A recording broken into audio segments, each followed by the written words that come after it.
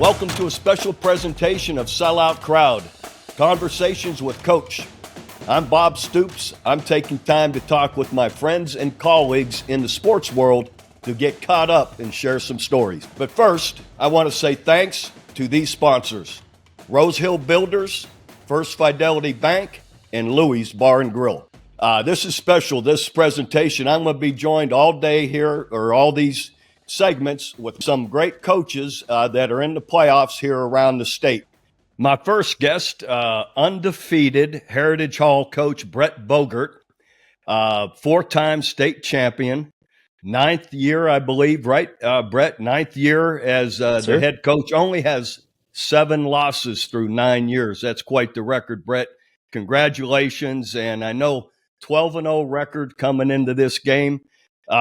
Let's talk first. How's your father, Andy, doing? He's doing great, which thanks for having me on. I really appreciate it. It's an honor being on with you. But he's doing great. He's actually out on the golf course right now. And then we got practice at 2:30, so he'll be up at school after that. But he's got to get his weekly golf round in before he comes up to help us out with practice. I love it. So he golfs in the morning and then comes to coach in the afternoon, right? What he loves to do. Absolutely. He's got his priorities straight for sure. That's awesome. I love it. Brett, you've had incredible success, 4-time state champion. Talk about this year. I know you got the great quarterback, Andy Bass, right? Talk about Andy and maybe some of your other players that are key to really having great success and winning the state championship. Yeah, I mean, it definitely starts with Andy. His stats speak for themselves. He's thrown for 3,000 yards, rushed for over 1,000 yards already, and hopefully he obviously has Friday and then hopefully another one to go. But it's not even his stats that matter. It's his leadership, his discipline, his commitment to the team and his teammates. He does it the right way. And when your best player is like that, it just feeds down to the other guys. And I can't say enough. I'm blessed to have a guy like Andy and his leadership qualities. It's amazing. But not just him. A guy like Jordan Harris. He's our receiver, strong safety guy. He's having a heck of a year. He's got over 1,000 yards receiving. He leads our defense in tackles with 84 tackles. He's got 5 picks as well. Wow. So he does a great job. But then in the trenches, we got Xavier Freeman.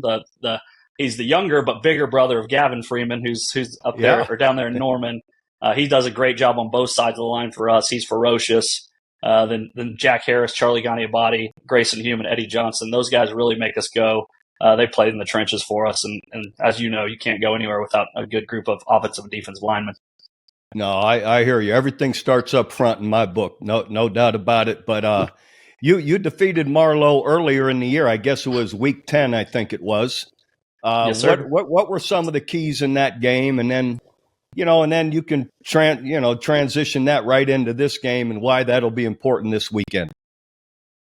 Yeah, Marlow is a heck of a program. They won the 2A championship in 21 before moving up last year. Matt Weber, obviously the legendary Weber family, who's, Joe and Jody were legends at Davis. Now Matt's at Marlow with the Outlaws, and he does a great job. I have a ton of respect for what they do. They are physical. They're old school. They're in the shotgun, but, I mean, it's physical. Their quarterback is a stud. The Gilbert kid, his brother's up at Iowa State. It goes through him. He reads well. He's a tough runner. He's very physical. He's fast. But then when he needs to throw it, he can put it where it needs to be. And they got all over us early in that game. In fact, they were winning the game up until the fourth quarter. Andy scored 2 late touchdowns. In fact, the last one with 48 seconds left to win that one 35-28 in a big district game. So we have tons of respect for them. And our boys have their full attention, that's for sure, because as all they've done is rolled Cassia Hall and Metro Christian, 2 tradition-rich programs the last 2 weeks. So they got our full attention, and we expect a great shot from them. But we got to get out fast. They came out and hit us in the mouth early in that game. Our offense kind of struggled in the first quarter. I think it was the only game all year we didn't score in the first quarter. So, and then they were able to do their stuff. They were running the ball, controlling the clock. But fortunately enough, our leaders took over in that second half, especially the fourth quarter, and were able to get the victory. But we got to get off to a fast start. We can't let them control the clock and run it down. We want our offense to have the ball, and we want Andy with the ball in his hands trying to make plays. And if they have the ball and are controlling the clock, we can't do that. Hey, Brett, you've had such consistent success through the years. 9th season, only 7 losses. You're 12-0 right now. What are some of the staples or the principles of your program you feel have allowed you to have so much consistent success? I mean, we're very hard on commitment and accountability, which I think any great program is. And we've had kids that buy into it. And, we've been fortunate enough. My dad has been there for so long. This has been ingrained in us. And, the continuity of staff, we're allowed to keep, we're able to keep the same, philosophies and it keeps passing on down. And, we get our hands on these kids in the 7th grade. And so by the time they're in the 9th grade, they kind of understand the expectations. And we're really a player-led team. Our best teams are always the ones where the players are taking control of the issues. And fortunately for us, it's been this year. And that's, I think, why we've had so much success. When, I get on Andy and Andy takes control of everything. That's our best teams. And we have a great group of 16 seniors that really take that role on. And they really have, fostered our younger group and really have showed them the way. And we're getting some great play from some sophomores and some younger guys that, maybe we didn't think we were going to get play from. But our older guys have taken them under their wing. And we've been able to continuously do that year after year with the continuity of staff. I think, we have 8 guys that have been with the staff since at least 2010, which is extremely rare in any coaching level. So that's huge. So really we're able to just continue on passing our philosophies and our theories here, year after year, which I think has been a massive advantage for us. And then obviously having my dad around is huge. Yep. I'd be, everyone's like, oh, well, your dad's still doing it, which I don't care. I just want the kids to win. I want the kids to have the best chance at winning as possible. And if I can have one of the best coaches I know help me out every single day, then I'd be an idiot not to let him help out. Absolutely. So it's been fun. I agree totally. And you got guys been with you for over 10 years or 10 years. That leads for Yes, some sir. short staff meetings, right? That's what I like. Absolutely. There's no doubt about that. Well, listen, Brett, you're kind to join me today. Best of luck this weekend. We'll be rooting for you, and tell your dad I said hello. So all the best to you. Good luck. And I'm joined now by Robert Jones, head coach for Del City, undefeated, 12-0. Has got a record of 30 wins and 5 losses over 3 seasons. So welcome, Robert. Appreciate you joining me here today. Thank you for having me, Coach Stoops. It's a surreal feeling. I don't know if you know, but I played for Oklahoma State, and I remember. Oh, I know. I remember you well. I remember playing against your teams, and I always tell people that, man, those teams were tough, and that was a different time frame in OU. That was a different time in the Big 12. So I'm excited to be on here. Well, you were a special player and got an incredible record. So just going back, I know you graduated from Carl Albert, and I think you won 3 or 4 state championships, right? Yes, sir. I won 4 of them. Yes, sir. Yeah, good for you. Tell me, do you that you never those times never leave you? Do you keep any of those principles from Carl Albert that you're using now at Del City? Yeah, actually, I go eat Coach Rose, who was the head coach at Carl Albert High School, and J.D. Reynolds was a teammate. And he was his head coach. I go eat dinner with him every Wednesday, and it's a pretty unique deal because Coach Rose, before going to Carl Albert, he was the head coach. He was the assistant coach at Del City for 26 years. Oh wow! So he knows it. Yeah, so he knows the landscapes of Del City and Carl Albert. So I'm kind of meshing in the principles that I learned from Carl Albert. Then I'm learning some of the stuff that I learned in college and obviously as a coach the last 18 years. But it's been a great experience. I grew up in Del City, then I moved over to Carl Albert, so I got a little bit of a melting pot there. So it's been a great experience to get back to Del City. They've always had athletes. I think I kind of instilled some discipline and some toughness. I'm kind of old school. I played on the Les Miles, and he was from the Big Ten, and we go full pass 3 days a week. We get out there, we tackle to the ground.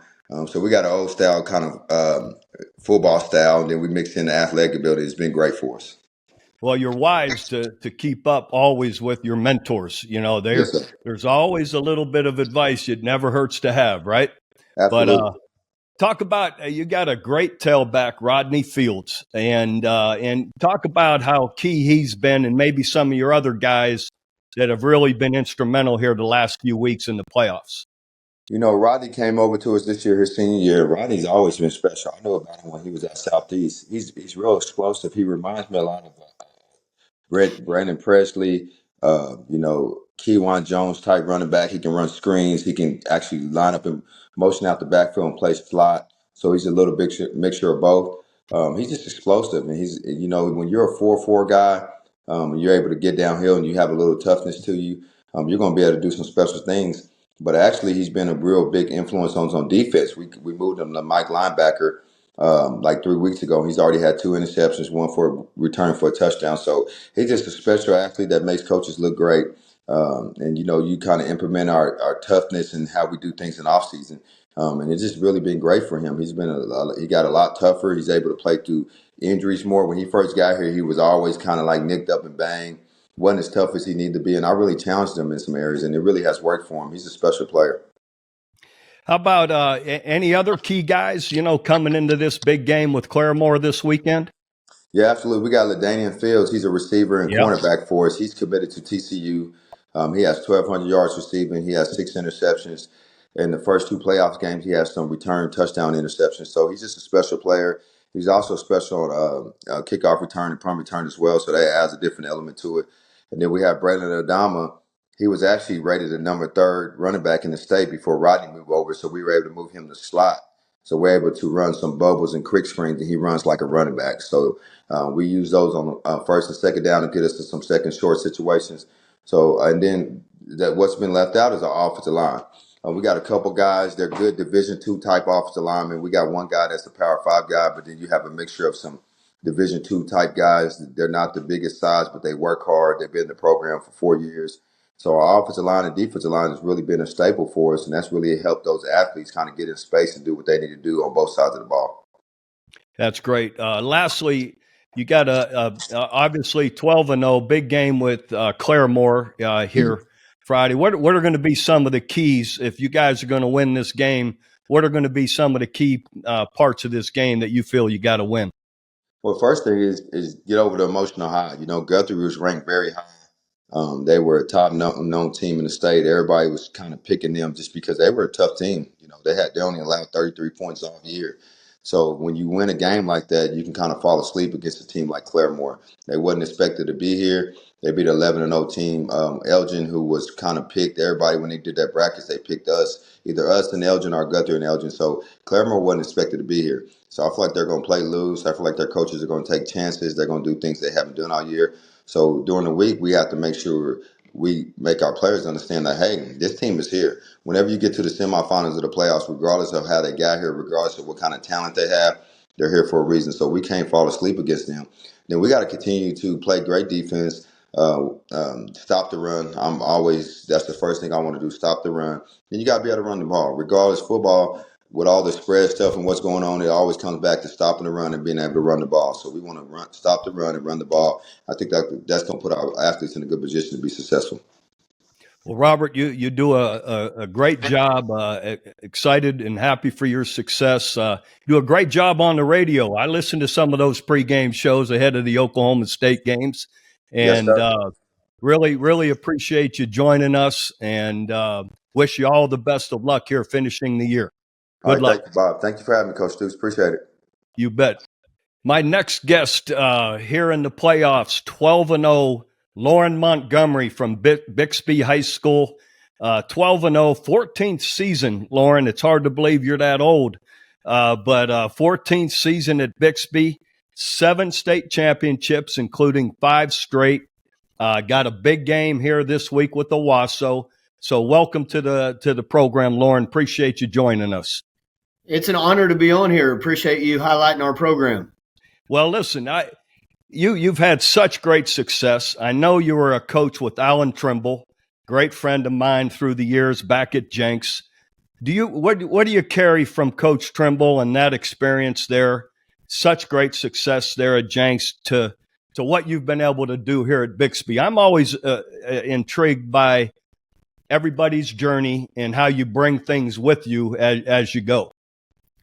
Well, I cut my teeth with Coach Trimble. What a great man, as you mentioned, Coach. This is my first gig right out of college. I was a student assistant, but so I've probably taken a lot more than I even realized from Coach Trimble. But I think the big thing is just how to run a program, all the different facets of from off season to practice structure to even really how to involve and how to treat people. Coach Trimble always involved anyone that wanted to have anything to do with the program, and he treated everyone with respect and just so many lessons over the course of the 10 years that I worked with him.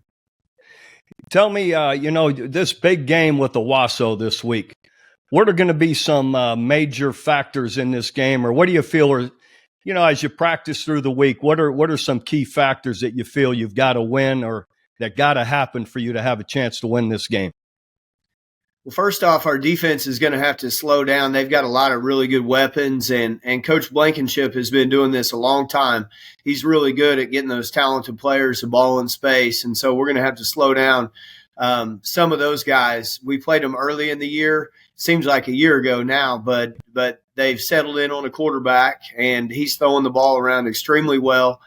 They got a big physical offensive line, and so hopefully we'll have a chance to slow those guys down. And then defensively, they've been extremely multiple. They've been back and forth between odd stack and 4-2-5, and they've got some defensive linemen that will really get after you. And so staying on blocks, maintaining blocks, and then getting our athletes the ball in space, I think will be critical. Loren, you talked about an odd front. Talk to me about how you guys play a good bit of an odd front. Where'd you pick that up from? Well, it's funny that you mentioned that, Coach. Listening to you speak way back at a Nike Coach of the Year clinic, I think it was down at one of the casinos in southern Oklahoma. I'm texting our defense coordinator, Coach Flowers. It's getting ready to be his first year as our defensive coordinator, and we had dabbled in odd just a little bit, but have 4-2-5 principles. And so I said, this is where we want to go. And Corey Cowlins, I had developed a relationship with at the time, Coach. He was one of your GAs. And Jerry Montgomery, just such a great recruiter, welcomed us with open arms. And we sat in on those guys' meetings as you guys were doing some of your spring install. And so, some of those same principles we're using today with our defense. I guess we just set in and pirated it off of you guys, stole just a little bit while you guys are doing your spring install. I love it. That's what we're supposed to do. Help other coaches, especially at the high school level. And it was very good for us. There's no question about it. It's a great defense when done the right way. We got one of your guys, Brennan Presley's really killing it for Oklahoma State. And you've had a bunch of D1 guys. Brag about some of your players right now on your team, coming into this week that have really been great for you. Well, we've got a lot, and we've got a great senior group of guys. I think probably you got to start with your team leader, Hank Puckett, our middle linebacker. He's all over the field, leads our team in tackles, plays a little bit on both sides of the ball. Will probably be CEO of a Fortune 500 company one of these days. He's got offers from UCO, Pitt State, some really good Division II schools. Cordell Goldsby, I mentioned skill guys earlier. Cordell's just electric with the ball in his hands, extremely hard to tackle, and he's got some FCS offers and some mid-major offers. So I'm hoping a great playoff run right here will really help him out and get him exposure. We've got a big offensive tackle that has got a lot of Division I offers. Brody Duffel, he's a 3-year starter for us. Just one of the smartest offensive linemen that I've had an opportunity to coach in my career, doing good stuff. And I think he's got it narrowed down between Tulsa, Memphis, and UNLV. And I could go on and on, Coach. We got a big senior class with some really good guys that are doing good things. And I know I'm going to miss somebody, but we've got, the biggest thing about this year's group is that we've got some guys that understand how to practice, how to lead in the locker room. And I'm grateful for that. Well, Loren, you're kind to join us here ahead of your big game with Owasso. Wish you the best of luck and keep it going, okay? Thanks, Coach. Like I said, I appreciate you having us on here and recognizing our program. Absolutely. You're 12-0 and go get it. I'll be following it Friday night, so go get them. All right, now I'm joined by undefeated 12-0 Kris Elerick from Drumright, Oklahoma. Congrats, Kris, and thanks for joining me here today. Hey, man, I'm excited to be here. Being 12-0 is fun, and getting to do stuff like this comes with the territory, but it usually means you got a bunch of really good football players, and that's where we're at. Well, I believe it was 1963, the last time you guys were in the quarterfinals. Do I have that correct? Man, it's been a long time. I know 63 was the last time they won a district championship here. Um, I think, back then playoffs have changed so much. This was the first time Drumright's been to the third round. Back then the quarterfinals was round 2, so here we go. Well, Kris, your first season, I think you're 3-7. What's been the change now that you're 12-0 and got a chance to keep going for the state championship? What do you think are some of the big changes for you? Well, this is actually my first season here. We got here in April, just in spring ball. They were 3-7 a year ago. We hit the ground running in spring ball with these kids. And man, I pulled my old line coach that I brought with me aside after about 2 spring practices, just said, hey, this isn't a typical rebuild. We can't wipe the table clean. We got guys right now. We got to go right now and learn fast and learn on the fly and get these guys playing with good effort, good intensity, and physicality. That seems to be a recipe for success no matter what level you're at. And, man, you got to tip your cap to our kids. They bought into it from day one and have really, really done a good job, getting to know a new coach and staff and everything. Yeah, absolutely. I mean, you go, just to school from 3-7 to now 12-0, and you're rolling right now. That's a big change. So you've had to have a major influence on this team, obviously. Who are some of your biggest influences and mentors, that through this coaching career? I think the easy first choice I have to make is my dad's a Hall of Fame guy. Right. He was a coach for decades. His pictures on the wall at the OCA office. And, obviously growing up a coach's kid, which you're familiar with.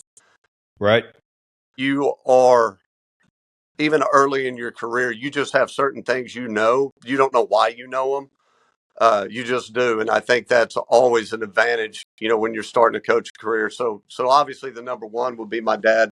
I was fortunate to be around some good coaches growing up.